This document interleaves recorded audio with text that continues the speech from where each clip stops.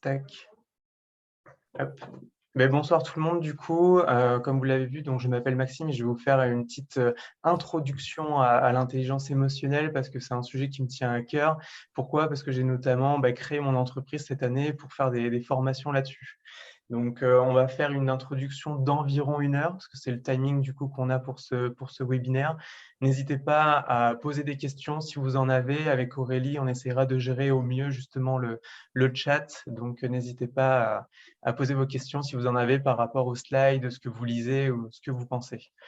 Comment, moi, j'aborde un petit peu cette introduction? En général, je demande aux gens ce qu'ils ont ressenti aujourd'hui. Donc là, effectivement, on va peut-être pas passer en revue, tout le monde et ce qui a pu se passer dans votre journée, mais c'est déjà intéressant de ne serait-ce que de se poser la question parce que c'est pas un exercice qu'on fait souvent. C'est pas quelque chose qu'on fait depuis qu'on est petit et qu'on a l'habitude de faire, de se poser la question des émotions et de qu'est-ce qu'on a ressenti aujourd'hui. Donc c'est un petit atelier sympa à faire et de se dire, voilà, qu'est-ce qui s'est passé dans ma journée, qu'est-ce que j'ai ressenti et comment je me suis senti face à ça. Pour cette introduction, je vous propose de voir deux choses. D'abord, le fait qu'on voit, on remarque ce changement un petit peu de mentalité justement par rapport aux émotions et par rapport à l'intelligence émotionnelle. Pourquoi justement on remarque ce changement? Et dans un second temps, on parlera d'intelligence émotionnelle en s'intéressant à la chose principale qui sont les émotions. Qu'est-ce qu'une émotion? Comment ça se manifeste? Et quelles sont, in fine, les compétences émotionnelles qu'on peut gérer via l'intelligence émotionnelle. Donc, on remarque un changement de mentalité. Pourquoi? Donc, on va voir pourquoi ce changement, en fait, parce que d'abord, c'est une réalité biologique. On a tous des émotions, on est tous des êtres humains, on est issus de plusieurs milliers d'années d'évolution et ça fait partie de nous que d'avoir des émotions. C'est une réalité et ça, on peut pas faire autrement. Le deuxième point, c'est qu'on vit dans un environnement à fort impact émotionnel, que ça soit dans le professionnel ou dans le personnel. On est la génération et on est la population qui est le plus sollicitée. On a WhatsApp, on a Facebook, on a des mails. On n'a jamais été autant sollicité et ça fait que ça peut être assez important de pouvoir comprendre aussi ses émotions et de pouvoir jouer un petit peu avec. Pour définir cet environnement, on utilise un acronyme, peut-être que vous l'avez déjà entendu, qui s'appelle VICA, V-I-C-A, pour définir l'environnement qui est volatile, incertain, complexe et ambigu. En fait, on est obligé de s'adapter en permanence. Et comme je le disais, du coup, on se retrouve dans un environnement à fort impact émotionnel, et ce qui fait qu'on a une charge mentale qui peut être de plus en plus importante. Donc en fait, on est en train d'assister un petit peu à un changement de paradigme. Changement de paradigme, c'est un peu un changement d'état des lieux, de se dire, voilà, l'environnement est en train d'évoluer, il y a un plus gros impact émotionnel dans notre vie de tous les jours et du coup, on s'intéresse peut-être un peu plus aux émotions et on essaye de comprendre ou en tout cas de les intégrer un petit peu plus dans notre vie. En fait, on est passé un petit peu de la proscription des émotions. Par exemple, au travail, on se disait avant, voilà, les émotions, je les laisse à la porte du boulot et il ne faut pas que mes émotions rentrent en ligne de compte dans ma vie professionnelle. Et aussi un petit peu dans le personnel. L'exemple qu'on avait, c'était par exemple de l'homme un peu fort qui ne doit pas montrer ses émotions et qui ne doit pas communiquer là-dessus. Donc voilà, les mentalités sont un petit peu en train d'évoluer et on passe plutôt de la proscription des émotions à en fait la prescription des émotions, ou notamment dans le travail, on va s'intéresser de plus en plus à comment on peut utiliser ces émotions et quels vont être justement les bénéfices de ces émotions si on les utilise quotidiennement. Donc, pour illustrer un petit peu tout ça, il y a Capgemini, via son institut de recherche, qui a fait une grosse étude en 2019 sur 700 cadres et 500 employés, donc cadres, top management et employés, justement, ils se sont posé la question de l'importance de l'intelligence émotionnelle à l'ère de l'intelligence artificielle. Donc, justement, de faire le distinguo entre les deux et de se dire on a de plus en plus de robots, on a de plus en plus d'applications, on est de plus en plus connectés et focus sur nos PC. Comment l'intelligence émotionnelle peut être un soft skills, une compétence dite douce qui peut être super importante. Ce qui est ressorti dans cette analyse, c'est que notamment 58% des employés non cadres pensent que l'intelligence émotionnelle, donc abrégée en IE, deviendra une compétence dite indispensable dans les 5 ans à venir. Donc, on est vraiment un peu à la croisée des chemins. On est en train de comprendre qu'il y a un changement, les mentalités sont en train d'échanger et en même temps, les personnes se disent que c'est vraiment une compétence qui va devenir indispensable. C'est encore plus important justement chez les cadres où là, on va avoir 74% pardon, des cadres qui pensent que l'intelligence émotionnelle deviendra une compétence indispensable dans les 5 ans à venir. Il y a un écart qui est expliqué dans le rapport qui est un peu plus important entre les cadres et les employés dans le sens où les cadres ont peut-être plus la facilité à manager ou ont plus accès justement au management pour les personnes.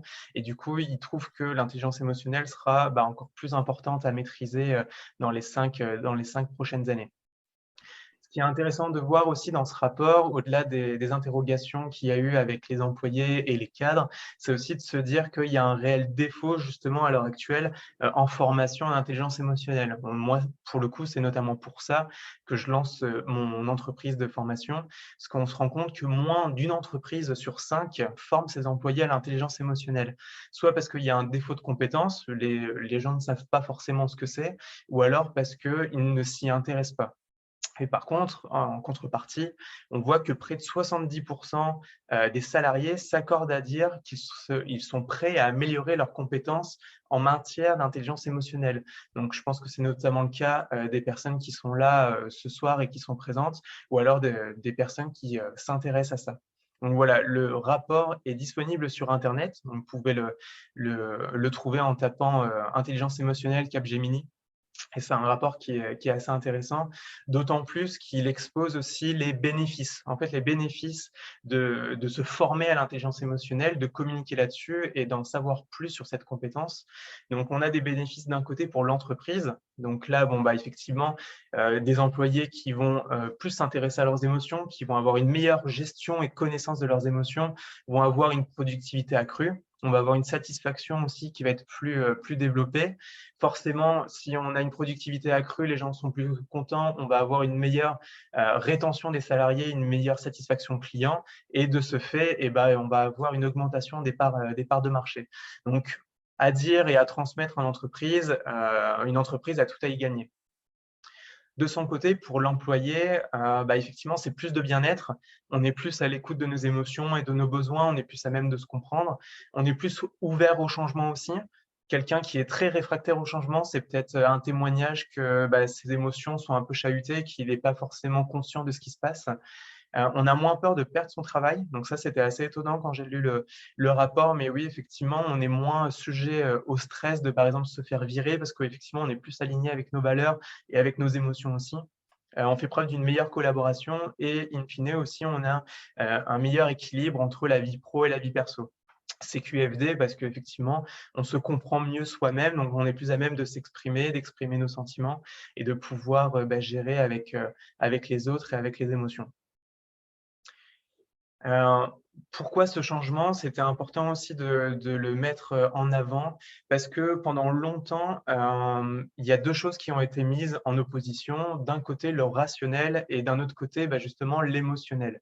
Il y a une célèbre phrase de Blaise Pascal qui dit: «Le cœur a ses raisons que la raison ignore» et justement, c'est mettre un petit peu ces 2 choses-là en contradiction, en opposition, alors que on peut le voir justement à travers les études et puis à travers les différents articles publiés. En fait, les deux fonctionnent très bien ensemble et justement, on préconise de les faire fonctionner ensemble. En fait, vous allez avoir d'un côté, justement, l'intelligence théorique, donc qui est représentée par le quotient intellectuel. Vous allez avoir tout le côté un petit peu, pondéré, réfléchi, qui fait sentir sa présence parce que voilà, on est là à se dire: «Il faut tout le temps que je réfléchisse, que je me pose les bonnes questions au bon moment et que j'arrive à prendre les bonnes décisions» et voilà, on essaye de fonctionner d'un point de vue, théorique, en fait. On essaye d'être pragmatique, d'être théorique et c'est un peu aussi, grâce ou à cause, mais du système éducatif. On a appris à évaluer le QI durant notre éducation. On a eu un système de notation, on nous donnait des notes. Ça représente effectivement l'analyse de l'intelligence d'une personne, mais c'est pas forcément représentatif, de l'intelligence complète d'une personne. Donc, en opposition, on va avoir l'intelligence émotionnelle représentée par le quotient émotionnel.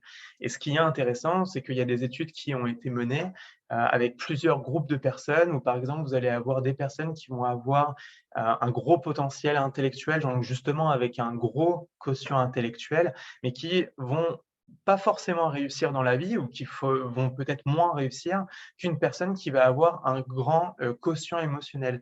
Ou en tout cas, on sait que les personnes qui réussissent très bien ont un subtil mélange des 2. Mais par contre, quelqu'un qui va avoir un grand quotient émotionnel, qui va être plus à même de gérer ses émotions, va peut-être mieux réussir qu'une personne qui a un grand quotient intellectuel. On peut vite faire le rapport avec des génies qu'on a connus.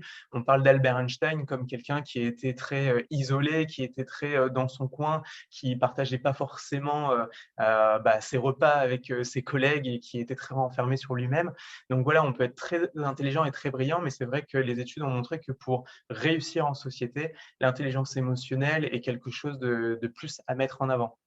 Ce qui est intéressant aussi par rapport à ça, c'est que l'intelligence théorique, elle est définie. Vous allez avoir un quotient intellectuel que vous n'allez pas forcément pouvoir améliorer, ou en tout cas, ça va être très compliqué. Le quotient émotionnel, via des formations ou via justement le monde qui vous entoure, c'est quelque chose que vous allez pouvoir améliorer. Vous allez pouvoir être meilleur en gestion des émotions et vous allez pouvoir évoluer là-dessus. Donc ça, c'est quand même intéressant. À la base, les deux sont faits aussi pour travailler ensemble. Donc c'est vrai que on essaye de mettre ces 2 choses en commun, l'intelligence d'une personne d'un côté et aussi sa gestion des émotions de l'autre. Pour parler un petit peu plus justement du sujet qui nous amène ici, donc l'intelligence émotionnelle, qu'est-ce que c'est finalement l'intelligence émotionnelle? Donc effectivement, il y a le mot intelligence et le mot émotion dedans. Donc on va s'intéresser d'abord à la gestion des émotions, mais il faut savoir qu'est-ce qu'une émotion?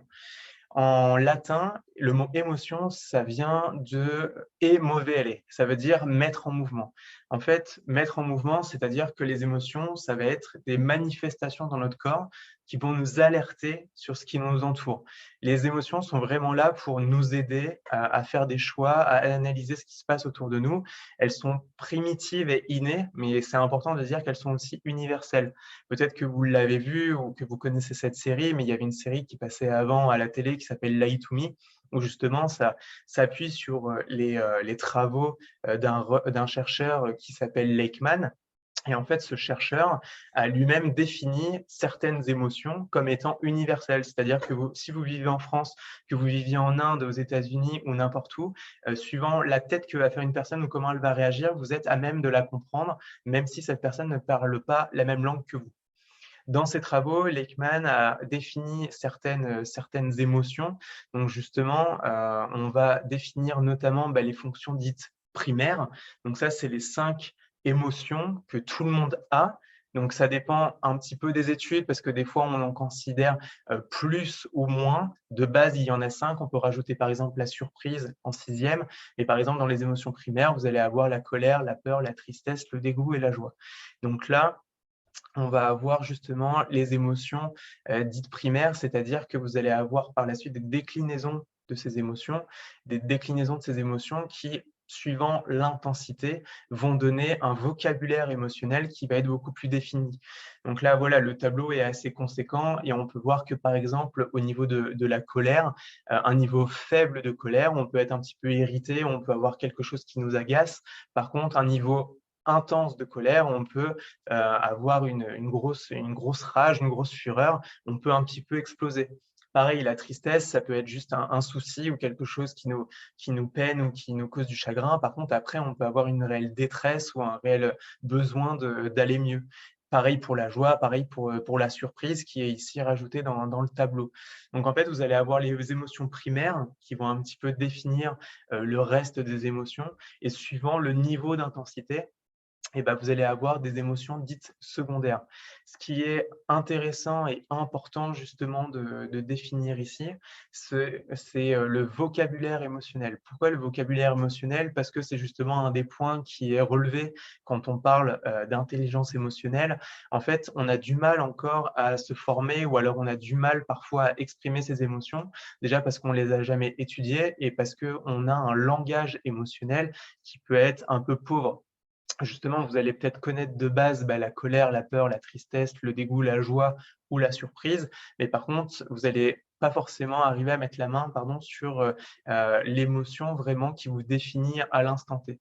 Donc l'un des buts, des formations et notamment, moi ce que j'aimerais proposer, ce que je vais proposer, c'est d'arriver à développer, le vocabulaire émotionnel des personnes pour arriver à être plus à même de comprendre ce qu'est une émotion et où on se situe justement dans cette échelle d'intensité. Si vous dites: «Je suis en colère» alors que vous êtes juste irrité ou si vous dites: «Je suis en colère» alors que vous êtes vraiment en train de péter un câble, effectivement, là, on n'est pas sur le même degré d'intensité, donc c'est une manière différente aussi de communiquer son information.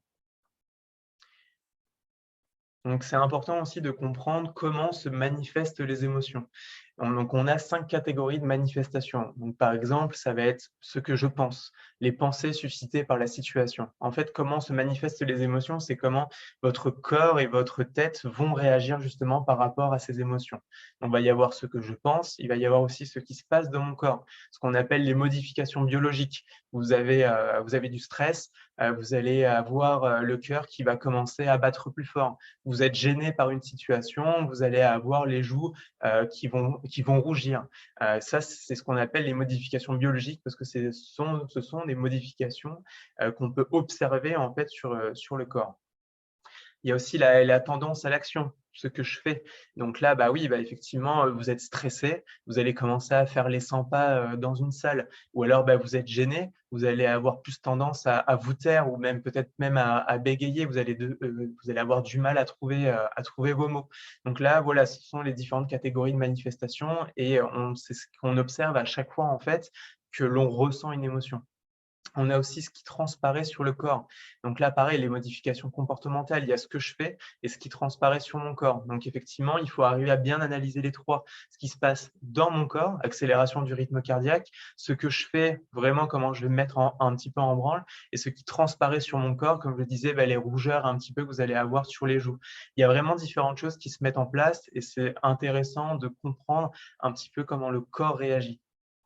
Et enfin, il y a les expériences subjectives, ce que j'ai l'impression qu'il se passe.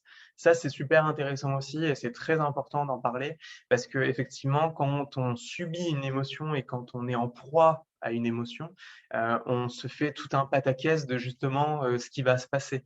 On imagine beaucoup de choses et ça, c'est la différence entre une émotion et un sentiment. Ça, c'est important aussi de bien faire le distinguo entre les 2. D'un côté, vous allez avoir l'émotion, la réaction un peu primaire de votre corps qui va vous informer d'une situation et après vous allez avoir un sentiment, donc quelque chose, d'un peu plus long, d'un peu plus réfléchi. C'est-à-dire l'analyse que vous allez avoir de votre émotion. Si par exemple, vous commencez à stresser, vous êtes pas bien, vous allez peut-être vous dire: «Ah voilà, j'ai l'impression que je vais jamais y arriver, c'est trop compliqué pour moi» ou alors, «Ça va être compliqué de réussir».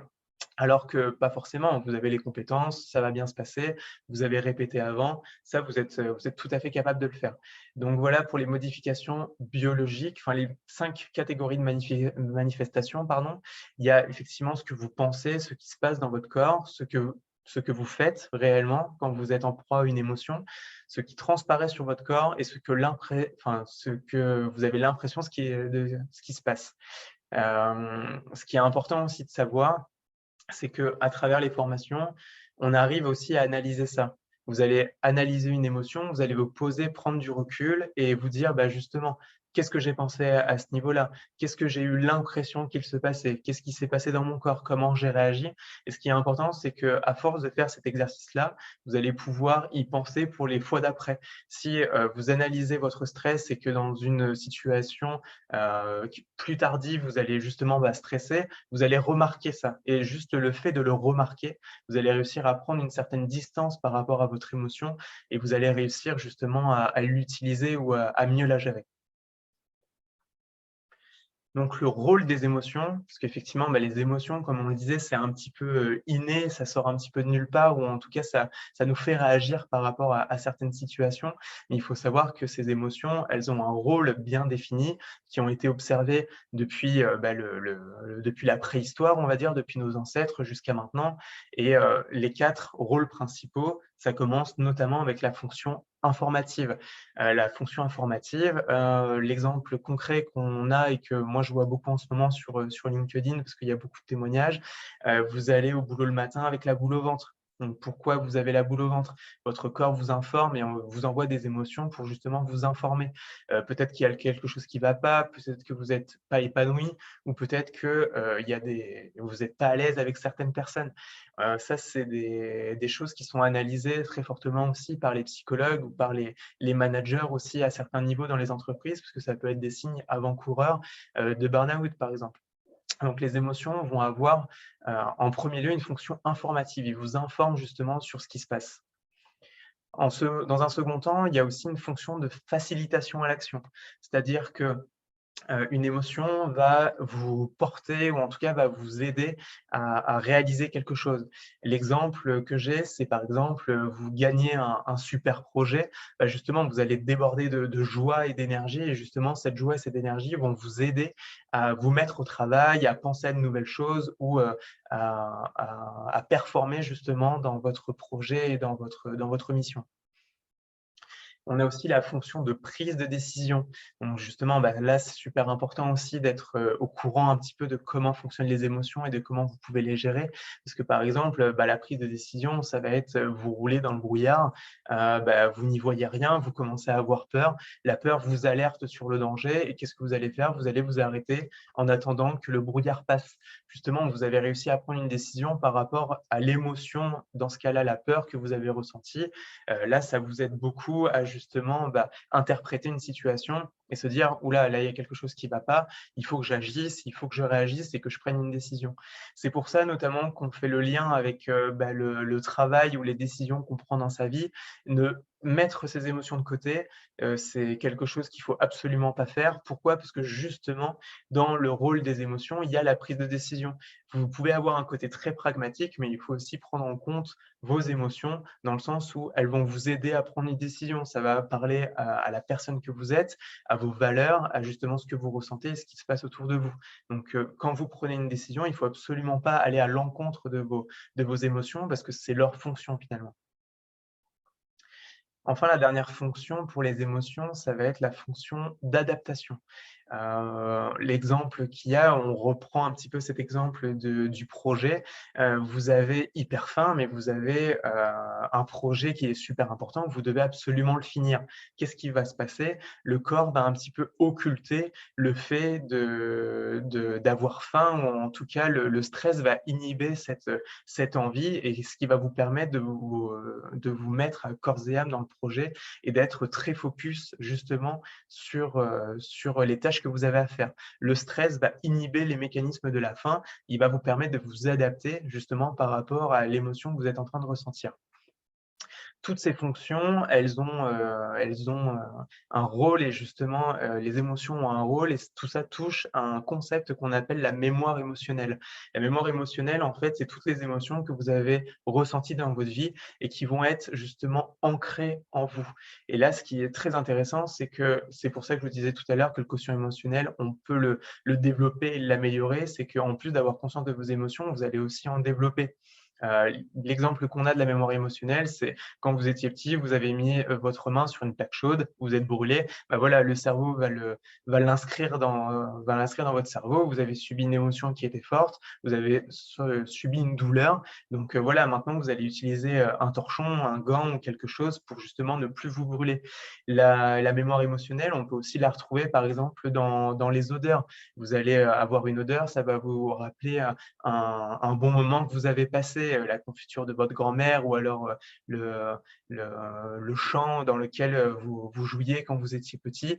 Donc ça vous réconforte, ça vous dit: «Bon, là, oui, il y a peut-être quelque chose de sympa à faire». Donc ça vous parle et ça vous informe justement dans toutes ces fonctions et ça développe votre mémoire, en fait, émotionnelle. Donc maintenant que vous savez un petit peu plus, à quoi sert une émotion, donc qu'est-ce qu'une émotion? Quel est son rôle justement et comment un peu elle se manifeste? On peut parler, un peu plus en détail de l'intelligence émotionnelle. Donc finalement, qu'est-ce que c'est l'intelligence émotionnelle? Ça va être la capacité d'une personne à reconnaître, comprendre et percevoir des émotions.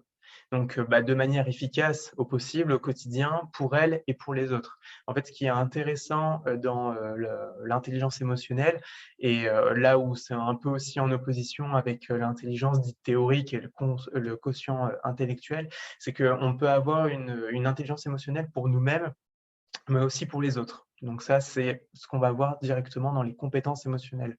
Les compétences émotionnelles, en fait, vous allez avoir différentes personnes qui ont développé des modèles par rapport à l'intelligence émotionnelle, mais personne n'a réussi à dire: «Bon, voilà, on a telle ou telle compétence». Il y a certains scientifiques qui s'accordent à dire qu'on en a certaines en commun, mais il y a certains scientifiques qui disent qu'on va avoir une telle compétence émotionnelle, alors que d'autres vont dire que, celle-là, c'est pas forcément une compétence émotionnelle.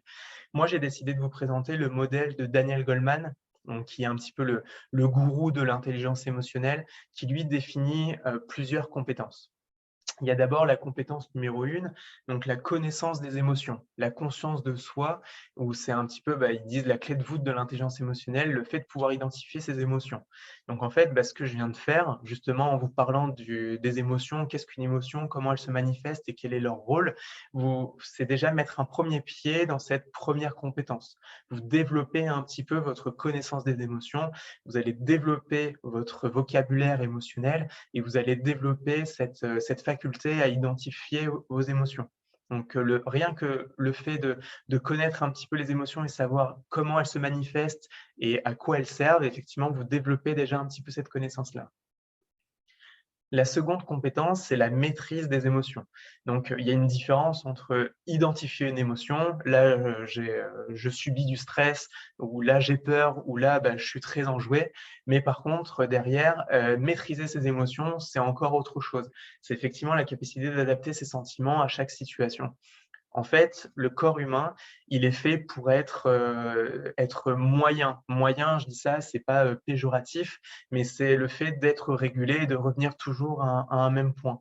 Quand vous allez avoir, une très, très forte émotion, le but de maîtriser cette émotion, c'est de revenir un petit peu justement à la normale. Vous allez avoir très, très peur, vous allez gérer cette émotion. Il va y avoir tout un cheminement pour revenir justement à la normale et que vous arriviez à gérer cette peur. Vous avez éprouvé beaucoup de stress, le but va être d'utiliser ce stress et de revenir progressivement à la normale. Au contraire aussi, si vous êtes en joie, vous allez pouvoir, peut-être déborder et avoir des problèmes. Donc justement, le but sera de revenir un petit peu, au milieu. Je vois qu'il y a une discussion, n'hésitez pas à poser des questions. Ah oui, pas de souci, hop. Pour ces émotions-là, on parle d'émotions intrapersonnelles. Pourquoi intrapersonnelles? Parce que justement, ce sont, des compétences que nous, on va pouvoir développer pour nous-mêmes. Là, c'est un peu ce que je vous disais tout à l'heure et c'est un peu la définition de l'intelligence émotionnelle. Ça va être à la fois, pour nous et pour les autres. La première étape justement, et c'est pour ça qu'on parle des compétences numéro 1 et 2 comme étant des compétences intrapersonnelles, c'est de développer, sa propre connaissance de ses émotions, de se connaître soi-même avant de pouvoir connaître les personnes. Si vous avez du mal à comprendre vos émotions et à les gérer, vous allez avoir encore plus de mal à comprendre celles de quelqu'un d'autre et à faire preuve, par exemple, d'empathie. Pourquoi je parle d'empathie? Parce que justement, c'est la compétence numéro 3, donc la perception des émotions des autres. Voilà, dit simplement, c'est l'empathie, c'est arriver à détecter et à comprendre les émotions d'autrui. Donc là, on commence un petit peu à comprendre aussi pourquoi quelqu'un qui a un quotient émotionnel important va pouvoir, peut-être plus réussir en société ou en tout cas avoir des échanges plus agréables avec, ses proches, ses collègues et les gens qu'il côtoie. Parce que quelqu'un qui a un fort quotient émotionnel, il arrive à gérer ses émotions et aussi à percevoir les émotions d'autrui.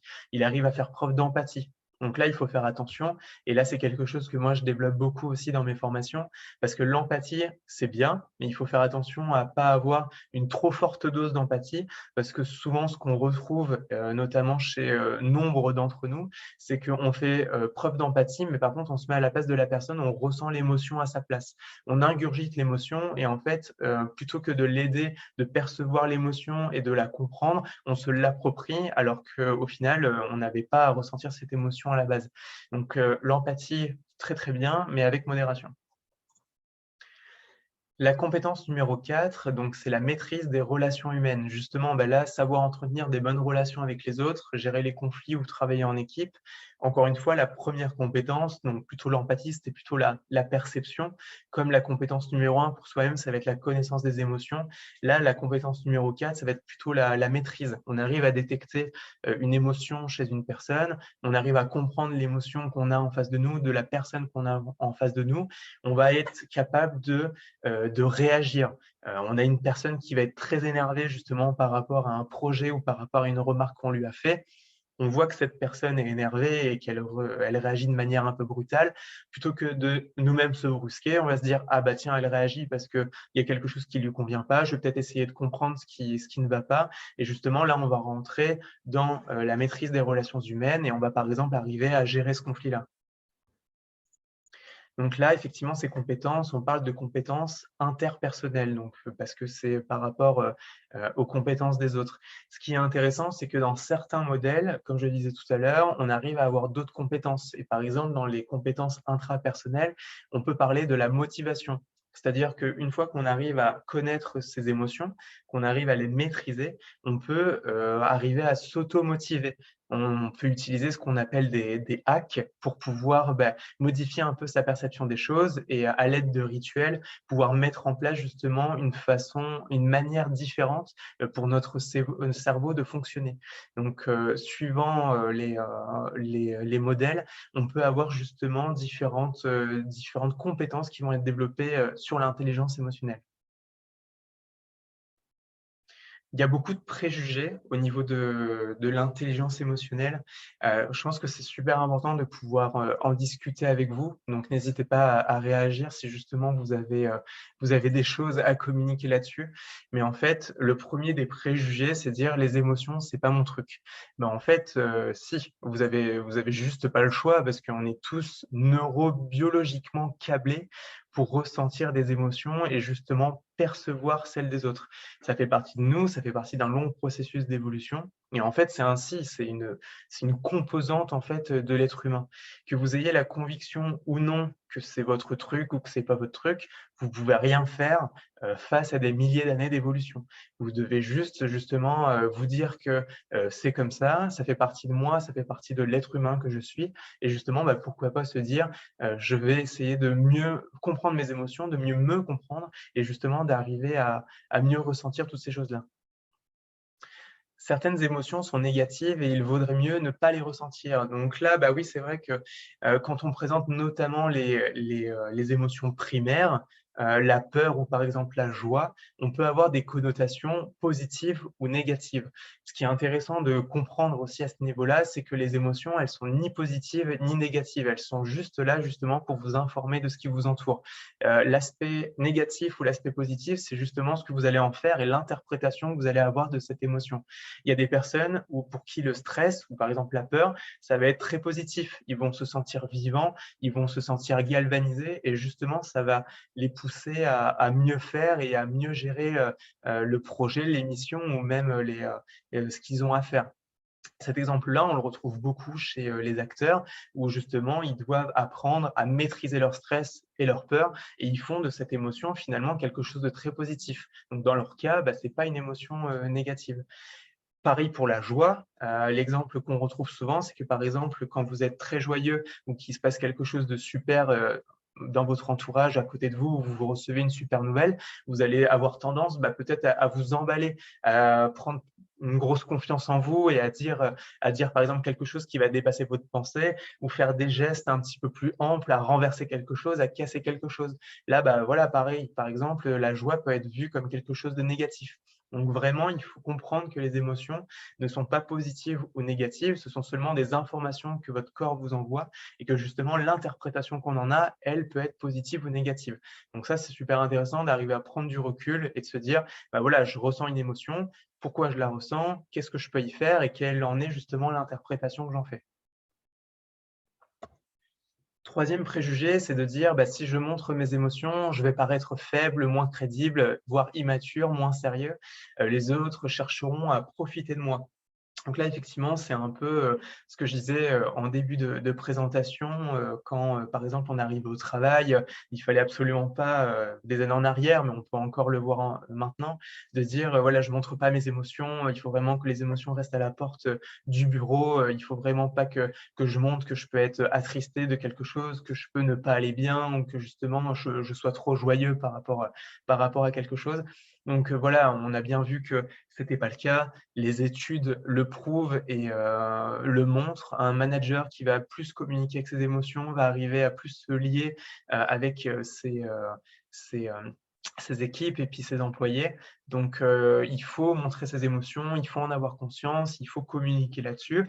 Bien évidemment, il faut arriver à le faire et il faut pas non plus, être en proie à ses émotions et communiquer comme on le pense et comme ça vient. Il faut arriver à avoir justement ce subtil mélange entre connaissance de ses émotions, maîtrise de ses émotions et arriver à bien communiquer avec les personnes qu'on a en face de nous. Donc finalement, faire preuve, d'intelligence émotionnelle. Donc voilà, pareil, les émotions n'ont rien à faire au travail. Bah, ça, c'est, un préjugé que beaucoup de personnes ont, donc ça a tendance à changer et effectivement, bon, bah, c'est de moins en moins répandu. Donc, bah, effectivement, ça, on voit bien que c'est absurde. Les femmes ont des prédispositions naturelles à l'intelligence émotionnelle. Donc ça, bon, bah, pareil, c'est quelque chose qu'on voit beaucoup et qu'on entend beaucoup. Pour, les femmes et pour les hommes, effectivement, il existe des différences. Par exemple, on sait que les hommes, on va pouvoir plus facilement exprimer, la colère ou la tristesse. On va plus, «monter dans les tours» entre guillemets et on va plus réagir. Inversement chez les femmes. Ou alors, par exemple, les hommes et les femmes, on sait qu'on exprime nos émotions de manière différente. Mais ça ne veut pas dire que les femmes ont des prédispositions à ressentir leurs émotions et les hommes, forcément, vont être des billes pour ressentir les émotions. Les principales, différences que l'on va voir, ça va surtout être lié à des stéréotypes qu'on va avoir dans la société. De par exemple, bah, voilà, je le disais pour le travail, mais de dire, bah, voilà, un homme ne doit pas montrer ses émotions, il doit rester, humble, il doit rester fier.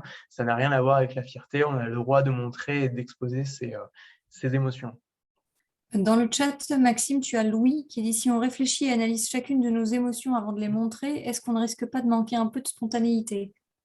Alors oui, tout à fait, c'est une bonne question, Louis et tu as raison et c'est notamment pour ça, qu'on fait des formations pour, en fait, développer son intelligence émotionnelle et développer, ses compétences émotionnelles et en fait, au fur et à mesure de ça, on arrive à analyser ses émotions et en fait à réagir, presque de manière naturelle. Justement, la mémoire émotionnelle nous permet de garder cette spontanéité et de se dire: «Bon, bah, voilà, là, j'ai peur ou j'ai du stress» ou par exemple, «Je suis face à quelqu'un, il va falloir que je réagisse de telle ou telle manière». Effectivement, là, de développer ses compétences en intelligence émotionnelle, ça nous permet de ne pas manquer de spontanéité et de pouvoir réagir, comme on réagirait normalement, mais en ayant plus conscience de ses émotions, justement. Donc merci pour ta question, Louis. Je continue sur les préjugés. Il y en avait encore un. Justement, le fait, d'être, à l'écoute de mes émotions, je risque de prendre de prendre de mauvaises décisions pour de mauvaises raisons.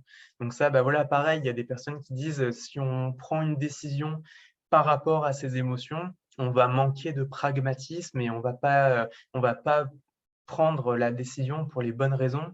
Mais comme on l'a vu, les émotions sont indissociables en fait du raisonnement et de la prise de décision. Les émotions, encore une fois, sont là pour vous indiquer un état, ce que vous ressentez, ce que vous pouvez percevoir et ça touche un petit peu aussi à vos valeurs. Donc ça, c'est quelque chose qui est intéressant et encore une fois, c'est un préjugé, qui a pas lieu d'être. Donc si vous êtes à l'écoute de vos émotions, bien sûr que vous allez être plus à même de prendre les bonnes décisions et vous allez prendre les bonnes décisions pour les bonnes raisons. Les ouais, les émotions, c'est pas mon truc, c'était bon et en fait, voilà pour la conclusion. Donc c'était, assez rapide, mais voilà, au moins vous avez un premier vernis un petit peu sur, cette introduction sur l'intelligence émotionnelle. Donc oui, il est important d'écouter ses émotions et d'en avoir conscience, aussi bien pour vous que pour les autres et comme j'ai répondu là pour la question de Louis, c'est important justement de développer son intelligence émotionnelle parce que vous allez être plus à même de comprendre ce qui se passe autour de vous, mais surtout ce qui se passe en vous et qu'est-ce que ça touche en fait, au fond de vous. dans les formations que moi j'ai pu suivre et ce que j'aimerais transmettre dans mes formations, c'est justement comprendre les besoins que ça touche. En fait, quand vous avez une émotion qui est suscitée, généralement, c'est parce qu'on touche à l'un de vos besoins, un besoin de sécurité ou un besoin d'être valorisé, par exemple. Et en fait, c'est super intéressant de comprendre le besoin auquel ça touche et pas forcément justement la réaction que vous allez avoir derrière. Il faut faire justement la différence entre ce qui vous fait réagir et vraiment le besoin sur lequel vous avez été embêté. Donc vraiment, l'intelligence émotionnelle, ça nous permet d'apprendre à reconnaître et à communiquer sur les émotions. Donc voilà, ce que je disais, c'est que c'est un atout essentiel pour la vie quotidienne. Et ce qui est intéressant, et c'est pour ça que je pense que ça intéresse autant les gens, c'est que vous allez pouvoir l'appliquer pour vous et pour les autres, mais vous allez surtout pouvoir l'appliquer dans votre vie personnelle et professionnelle. On passe 8 à 9 heures par jour au bureau, forcément on a des interactions avec des personnes, que ce soit dans le bureau avec nos collègues en direct ou avec justement des personnes qu'on a au téléphone, des prestataires. Vous allez pouvoir gérer au mieux ces relations au bureau. Et après, dans votre vie personnelle, ça améliore aussi beaucoup comment vous allez réagir par rapport à vos émotions et comment vous allez pouvoir gérer votre vie finalement. Et vous allez être plus à même de dire, ah bah voilà, là, il y a quelque chose qui ne va pas à l'heure actuelle parce que je ressens telle émotion, ça m'informe de telle chose et du coup, je vais pouvoir mettre en place des actions pour soit réguler mon émotion, soit agir sur la cause du problème finalement. Merci beaucoup en tout cas de m'avoir écouté. Là, c'est l'instant un petit peu promo parce que comme je vous le disais, moi j'ai lancé mon entreprise justement en tant que formateur en intelligence émotionnelle. Donc vous pouvez me suivre sur la page LinkedIn empathie-formation et Aurélie vous fera suivre justement le lien pour vous inscrire. Moi, mon but, c'est de lancer assez rapidement justement un programme de formation où vous allez pouvoir développer vos compétences émotionnelles. Donc, une formation dans un premier temps de 4 heures où justement on revoit un petit peu ce que sont les émotions, ce que sont vos besoins justement et qu'est-ce que ça touche justement au niveau de vos besoins.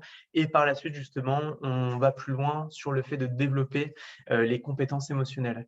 Donc, merci au réseau Alumni et puis merci à Aurélie d'avoir organisé et de me permettre de me faire un petit peu la promotion à ce niveau-là. Merci en tout cas. Euh, Peut-être on peut laisser, avant que je clôture, peut-être qu'il oui, y a s'il y des a des questions. réactions. Je sais pas, Sylvie, Alexandre, Amandine, Gwendal, Louis, Marine et Morgane. Je ne sais pas si l'un de vous...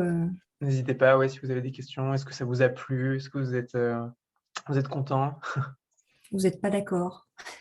Et si vous n'êtes pas d'accord aussi, ouais, on peut avoir des sujets à débat. C'est sûr qu'il y en a beaucoup. Merci Alex, merci Gwendal. Moi, je vais juste dire merci, merci Maxime et merci à l'équipe Alumni du coup d'avoir organisé ce webinaire. C'est très intéressant et j'ai hâte de voir ce que tu vas proposer par la suite. Je suis vraiment intéressée par ça, donc top. Franchement, merci. Merci beaucoup Morgane, très chouette. Oui, merci beaucoup Maxime. Moi, j'ai des petites questions parce que je suis très intéressée et je souhaiterais savoir quelle typologie de livre tu peux nous conseiller si on décide de se plonger davantage sur le sujet. Ouais, tout à fait. Il y a une Bible qui s'appelle L'intelligence émotionnelle, justement, de Daniel Goleman.